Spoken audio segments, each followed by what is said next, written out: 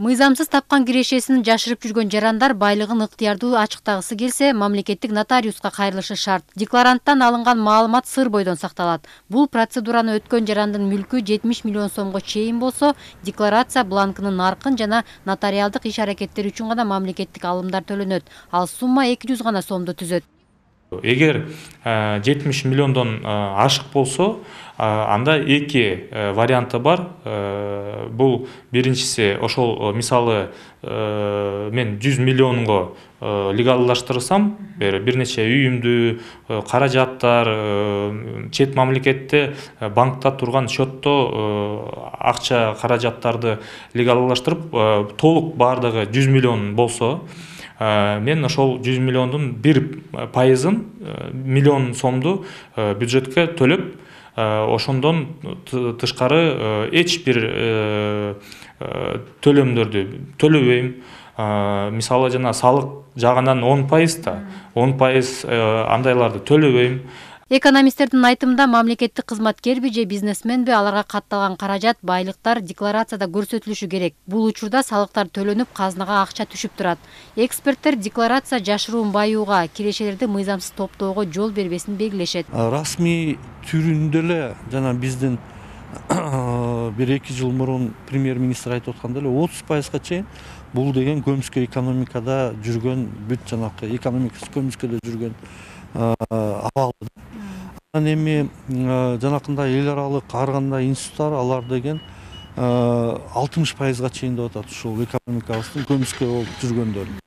Анан эми карап көргүлө, ошонун бардыгы бул деген ошол 4 миллиард долларга чейин ушул көмүскөдө жүргөн ушундай экономика жүрөт да. Анан эгерде ошонун баарын азыр ачыкка, эми баарын болбосо дагы бирок көпчүлүк ушундай бөлүгүн эгерде ачыкка чыгарсак, бул аябай жакшы көрүнүш болот. Эгерде декларанттын наркынын суммасы 70 миллион сомдон ашып кетсе, жаран чыгымдарды төлөйт. Же болбосо баалуу кагаздарды сатып алуу менен акча каражаттарынын пайызын алып турат. Мисалы 100 миллиондун 10%-ына мен мамлекеттик баалуу кагазын сатып алыш керекмин. Мындай айтканда 10 миллион сомго мисалы мамлекеттик баалуу кагазды сатып алам. Мөөнөтү 7 жыл. Жыл сайын 5%-дык кирешесин алам.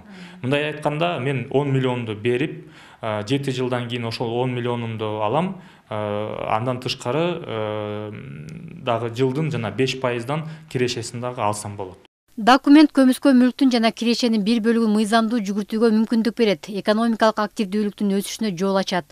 Эксперттердин белгилешинче, ал үчүн жарандарга мамлекет декларациялоо процессинде кол тийбестик кепилдик саясатын комплекстүү жүргүзүү зарыл. Бир жагынан керек нерсе, баягы үлгү катары керек нерсе, а экинчи жагынан ошол тарапта мамлекет, өкмөт анда ошондой саясат жүргүзүш керек да.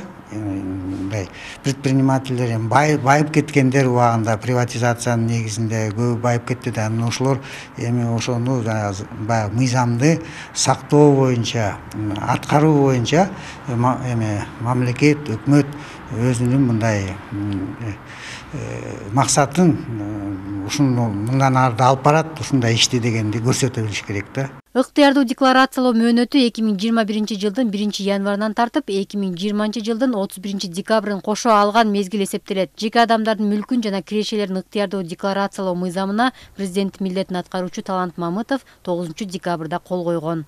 Анара Мамбеткадырова, Бекжан Ырыспай уулу, ЛТР Бишкек.